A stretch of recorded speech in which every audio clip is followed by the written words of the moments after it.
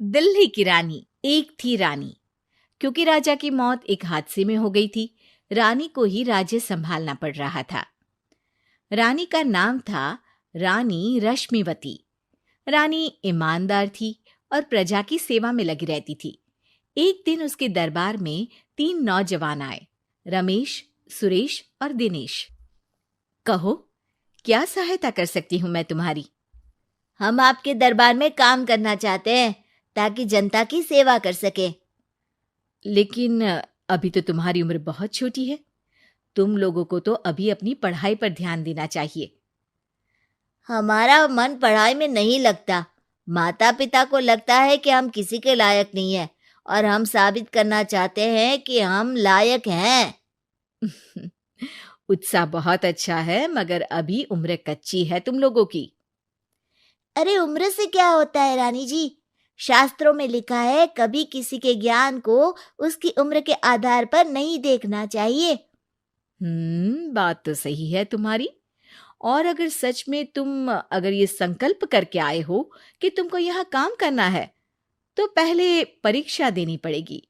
3 परीक्षा, एक शारीरिक परीक्षा, एक बुद्धि की परीक्षा और एक देशभक्ति की परीक्षा। और ये क्या है? वो मंत्री महोदय तुम्हें समझा देंगे। हमारे पास समय नहीं है। अगर तुम लोग तैयार हो तो बताओ। हाँ हाँ, हम तैयार है किसी भी परीक्षा के लिए। मैं भी तैयार हूँ कुछ भी कर गुजरने के लिए। तो ठीक है मंत्री जी, आप इन तीनों की परीक्षा कल से ही शुरू कर दीजिए।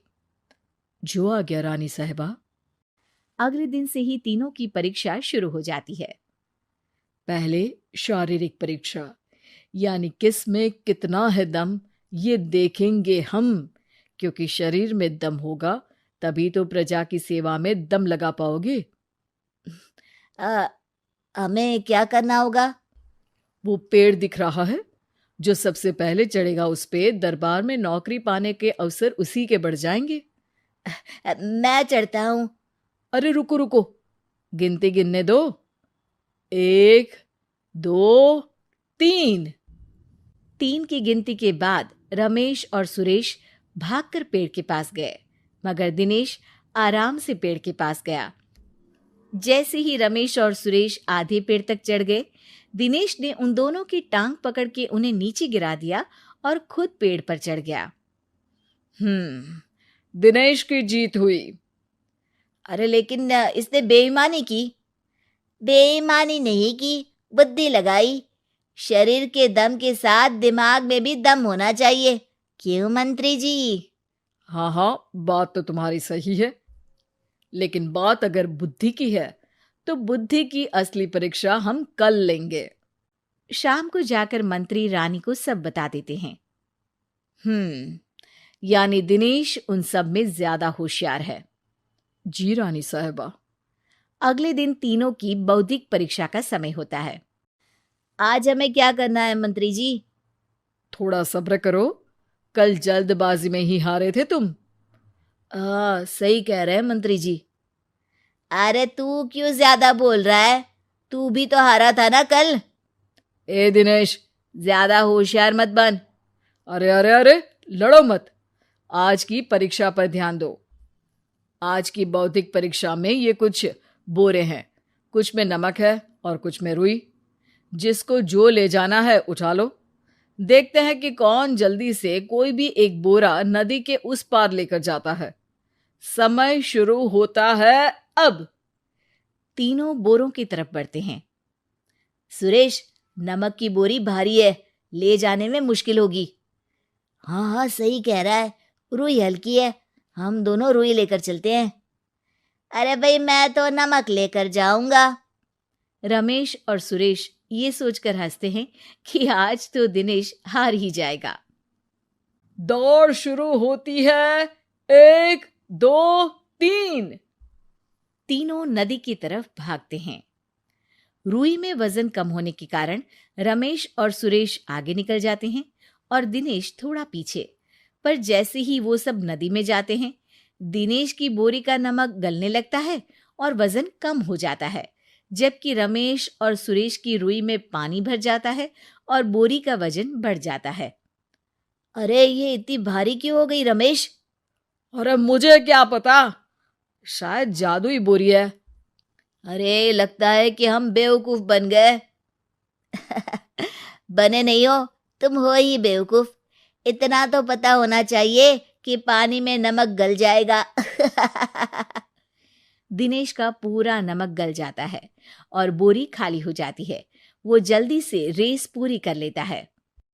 इस परीक्षा के विजेता भी दिनेश ही हैं। उसने दिमाग लगाकर दिखा दिया कि वो बौद्धिक परीक्षा में भी रमेश और सुरेश से आगे है। अब कल तुम्हारी देशभक्ति की परीक्षा होगी, जो स्वयं रानी माँ लेंगी। रात को फिर मंत्री रानी के पास जाकर बता देते हैं कि आज की परीक्षा में कैसे दिनेश ने अक्लमंदी दिखाई और बौद्धिक परीक्षा में भी उसी की जीत हुई। अरे वाह, दिनेश तो हमारे बहुत काम आ सकता है। हम उत्साहित हैं कल की परीक्षा के लिए। वो तो ठीक है रानी साहिबा, लेकिन हमने सुना है कि पड़ोसी राज्य का राजा आकाशदीप हमारे राज्य की सीमा में घुसपैठ कर रहा है। ये तो चिंता की बात है। हमें जल्द ही कुछ करना चाहिए।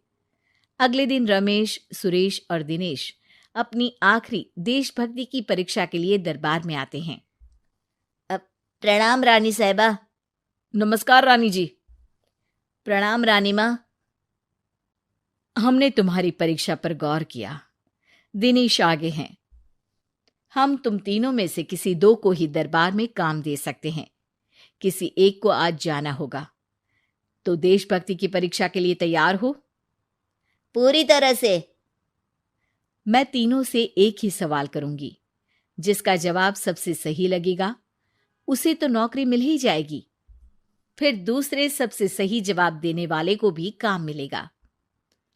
आप लोगों का समय शुरू होता है अब। ज्यादा सोचने का समय नहीं होगा। जो मन में पहली बात आए उसका जवाब दे। तो सवाल यह है कि तुम इस मिट्टी के लिए क्या कर सकते हो? मैं इस मिट्टी को साफ रखूंगा। यहाँ के लोगों के भोजन की कमी को मैं पूरी करूंगा। मैं यहाँ के लोगों को गले लगा लगा के उनको खुशी दूंगा रानी माँ, और गरीबों के लिए घर बनवाऊंगा। मैं इस मिट्टी के लिए किसी की जान भी ले सकता हूँ रानी माँ। मंत्री, दिनेश को एक तलवार दो। जी रानी जी। दिनेश, पड़ोसी राज आकाशदीप की जान तुम्हारे हाथ में है। जाओ, अपना काम पूरा करो। आज रात को तुम उस पर हमला करोगे जब वो सो रहा होगा।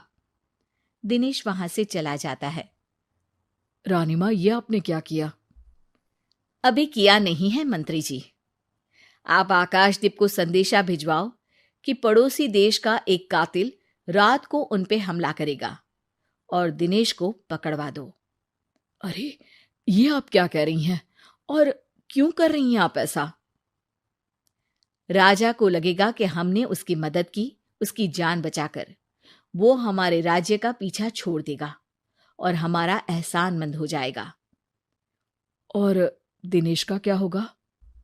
इस राज्य को दिनेश जैसे शातिर और लड़ाकू लोगों से ज्यादा जरूरत है, ऐसे लोगों की जो लोगों को खाना खिलाने की और खुश करने की बात करे। और ये गुण सुरेश और रमेश में है। इन्हें नौकरी दे दो।